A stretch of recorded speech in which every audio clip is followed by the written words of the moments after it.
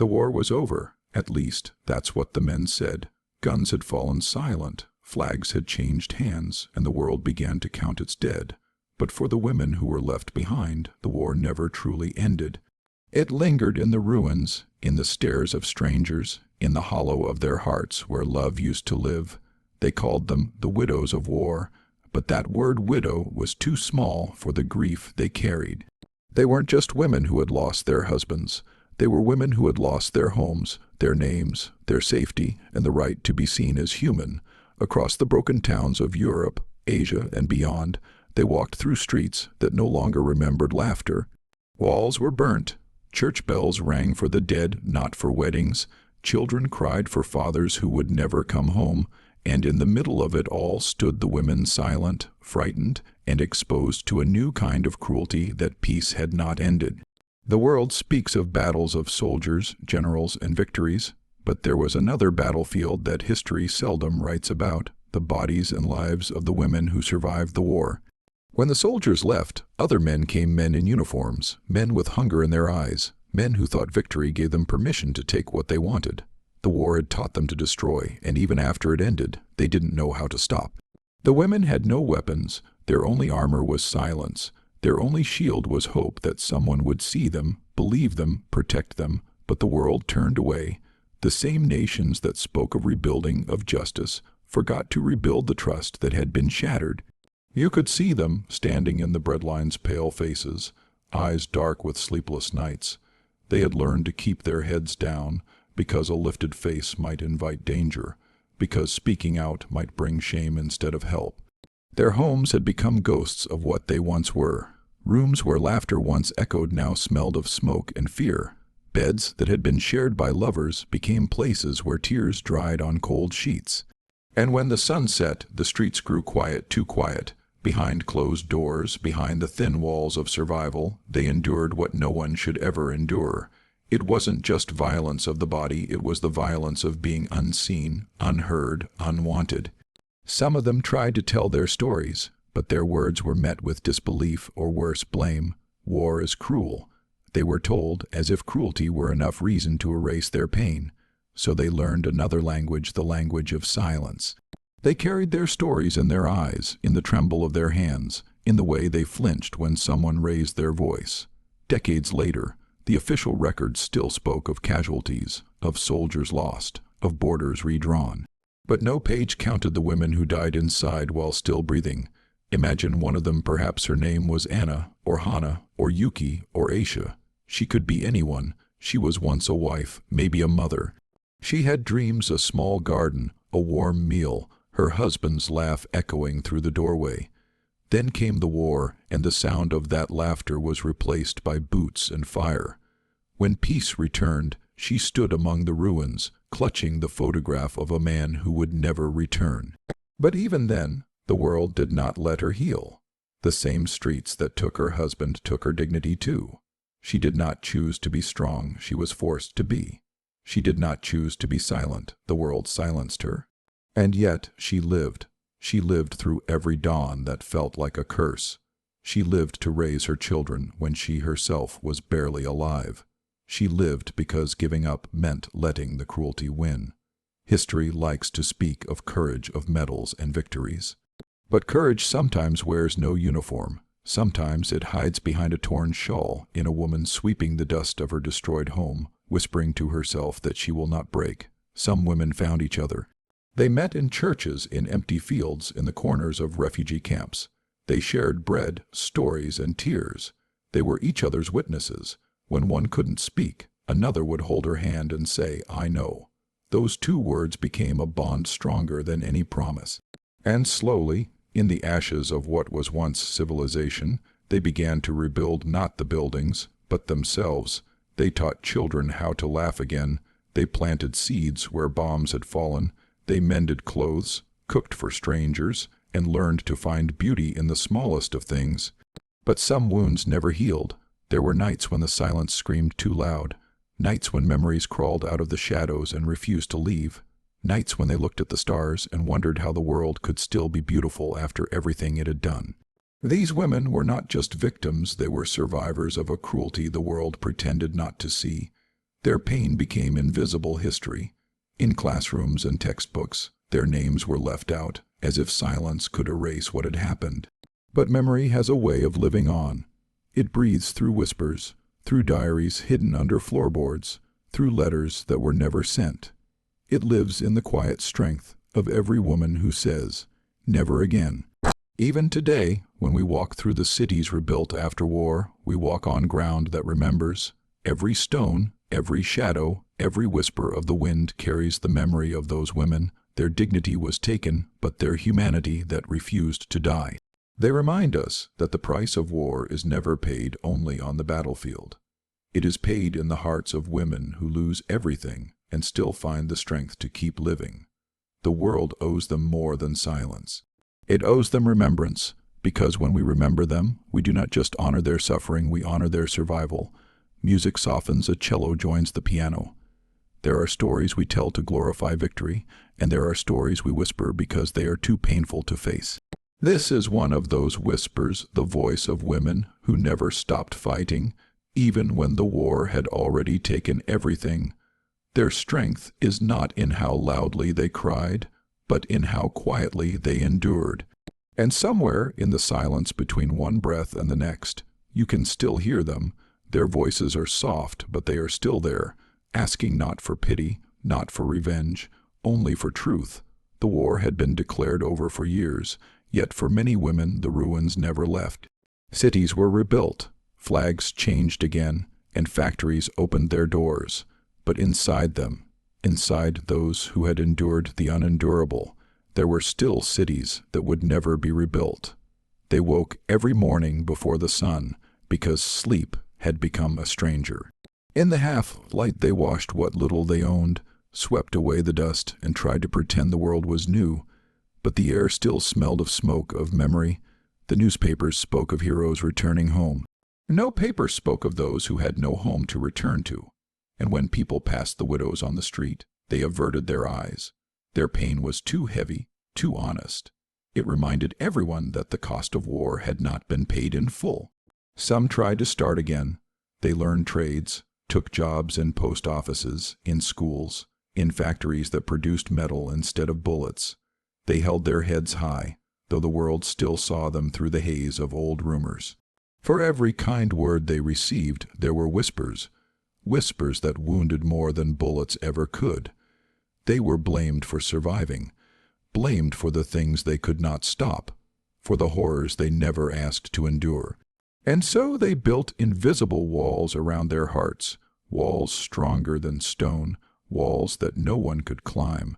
A slow violin note rises. Sometimes at dusk, you could see them standing by rivers, staring at the reflection of a woman they barely recognized. Their hands looked older, their faces carried lines carved by grief and years of silence. Yet in their eyes there was still a small, trembling flame. It was not hope, not yet, but the memory of it. A few found comfort in faith, others found it in work. They sewed uniforms for new soldiers, even though the sight of khaki made their stomachs twist. They cooked for orphans, spoke softly to children who cried at night. Every act of kindness became a way to stitch their souls back together. Still, there were moments when the past returned like a storm, a sound, a smell, the slam of a door, and suddenly they were back in the dark again. But instead of collapsing, they learned to breathe through it, to steady their hands, to whisper to themselves, "You survived that. You can survive this too." No monument was ever built for them. Their names did not appear in history books, and yet they carried history in their bones. There was a woman named Clara who kept a small notebook hidden under her pillow. Every night she wrote a single line, not about what had been done to her, but about what she still wished for: a garden, the sound of laughter, the smell of bread. When she died years later, her daughter found that notebook. Every page was a quiet rebellion, a proof that even silence can be a form of resistance. Then there was Yumi in a town rebuilt by the sea. She had lost everything, yet each morning she walked to the water with a bucket and washed the steps of the temple. When someone asked her why, she said, "Because the world is dirty, someone has to clean it." No one understood that she was cleansing more than stone. She was cleansing memory itself, washing away shame that was never hers to bear. And in another place, far from both of them, a widow named Sophia gathered children whose parents had vanished. She told them stories, not of soldiers or empires, but of trees that refused to die after being struck by lightning. She would point to the scarred trunk of a birch and say, "See that, it still grows." The children would smile, and for a moment she would believe it herself. These women became the unseen architects of peace. While men argued in parliaments and drew new borders on maps, they rebuilt humanity in kitchens and classrooms. They taught forgiveness without ever receiving it. They taught compassion while still bleeding inside. Years passed. New wars began in other lands under other names, and yet every time a gun was raised somewhere in the world it echoed through their memories. They had learned what the world still hadn't, that victory bought with suffering is no victory at all. One winter, decades later, a journalist found an old refugee camp and interviewed some of the surviving women. Their hair was silver now, their hands trembled as they spoke. He asked what they remembered most. One said, "The silence." Another said, "The smell of earth after rain." And one whispered, "The look in people's eyes when they decided we didn't matter." The journalist published their words. Most readers turned the page, too uncomfortable to linger. But somewhere, a young girl read it and felt the weight of truth for the first time. She grew up to tell their stories in classrooms, on stages, in films, each retelling another small victory against forgetting. Because forgetting is another kind of violence. It erases the faces of those who endured, the lessons written in their scars. And if we forget, the world will build the same fire again and call it by a new name. The music swells, strings and soft percussion.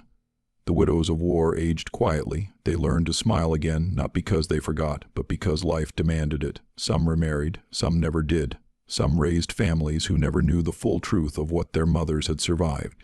At night, they would sit by the window, knitting or mending clothes. When the wind rustled through the curtains, they sometimes imagined it carried the voices of those they had lost. They would pause, close their eyes, and whisper a single promise to the darkness: "I am still here." Their endurance was not the kind celebrated in parades. It was the kind that happens quietly, in kitchens and fields, in hands that tremble but do not stop working. It was the courage to keep loving a world that had once shown them only cruelty. The years turned their pain into wisdom and their silence into strength. They became the keepers of memory, the guardians of truth. When children asked why they looked sad when fireworks filled the sky, they would simply say, "Because I've seen what happens when the sky catches fire." Even in their last days, when their voices grew faint, their presence spoke louder than words. They had survived not only war, but the injustice that followed it. They had lived long enough to see the world begin to understand what they had known all along, that peace is not the absence of guns. It is the presence of dignity. The sound of waves fades in. Somewhere, perhaps by a quiet shore, one of them sits alone, the sea breathing before her. She watches the horizon where the sun dips low, painting the sky with the color of memory. The water touches her feet, and she smiles, a small, fragile smile that belongs to someone who has walked through darkness and found her own light. The war took everything from her, but it could not take that, the will to exist, the will to remember. And so she watches, and she whispers to the wind, "Do not let them forget us." Time moved forward as it always does. The cities that had once burned were now covered in lights. Children who had grown up in rubble were now parents, grandparents. The world called it peace, and perhaps in some ways it was. But for the women who had lived through the war, peace was something more fragile, more personal. It was not the sound of silence after gunfire. It was the sound of their own heartbeat, steady, defiant, alive. They grew old quietly. Some left behind small photographs, letters faded by time, and journals that no one had read. Others left nothing but the memories carried by those who loved them. Yet even in the smallest traces, you could still find the mark of their strength. Every scar they carried, every word they never spoke, became part of the foundation of the new world. Because history isn't built by the powerful alone. It is held together by the invisible hands of those who refused to disappear. The music softens, children's laughter echoes faintly. Sometimes, when the women walked through rebuilt streets, They would hear laughter again, pure, careless laughter that reminded them of the world before the war. It hurt and it healed at the same time. They would smile not because they had forgotten, but because the sound meant that life had found its way back. In those moments, they understood something the rest of the world still struggled to learn, that even after everything, life insists on continuing, and maybe that insistence, that quiet, stubborn refusal to stop living, was the truest kind of victory. Years turned into decades. The world changed its language, its fashion, its politics. But some things stayed the same: injustice, silence, the fear of being forgotten. The women who had survived the war began to vanish, one by one. Their stories, if left untold, risked vanishing with them. Yet memory has a way of surviving too. In classrooms, young people began to study the war, not just the battles, but the brokenness it left behind. Museums started to collect not only uniforms and weapons, but diaries and photographs of those whose suffering had been ignored. And somewhere, a historian found a forgotten letter written by a widow to no one in particular. It said, "Do not remember me as a victim, remember me as a witness. I saw what happens when humanity forgets its own heart. Promise me you will not forget again." Those words became a whisper that traveled through generations. And slowly, the world began to listen. Filmmakers told their stories through flickering images on screens. Writers turned their silence into poetry. Musicians composed songs that carried their sorrow into the air like prayers. In small towns and grand cities, people gathered to light candles not for victory, not for nations, but for the women whose courage had no parade. The piano grows deeper, a slow rhythm of heartbeat beneath the notes. If you walk through the memorials today, you might see their names carved in stone, but their real memorials are not built of marble.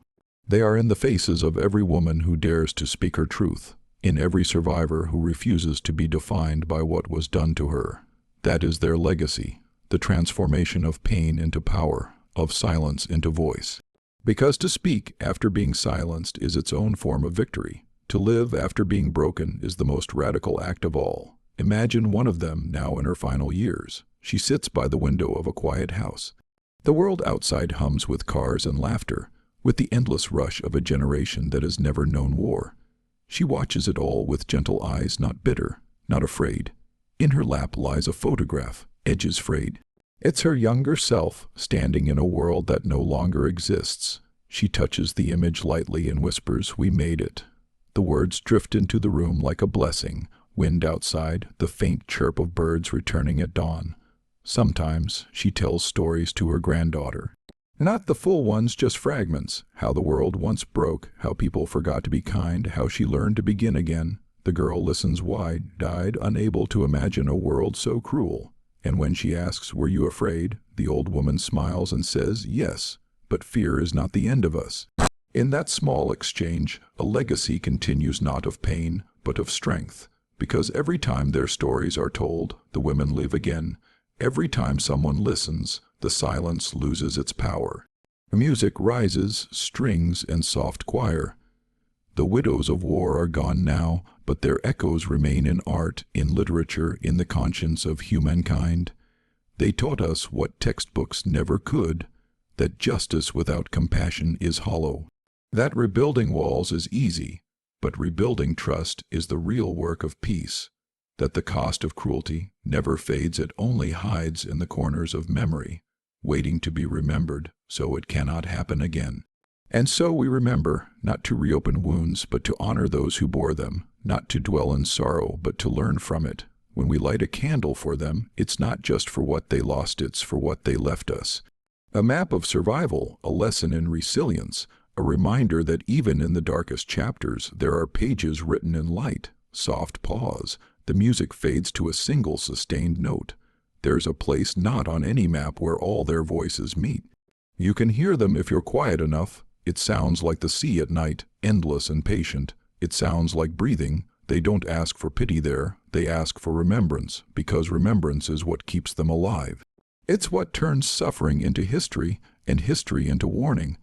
The next time you stand in a peaceful street, the next time you hear laughter under a clear sky, remember that once there were women who walked through fire so others could walk in light. Their pain became the foundation of our freedom. Their silence became the voice of our conscience. And their endurance, quiet, invisible, unbreakable, became the proof that even when the world loses its humanity, humanity can still be found in the heart of a single woman who refuses to give up. Final note: a heartbeat, soft and steady, fading into silence. Because war did not end when the fighting stopped. It ended when they chose to live.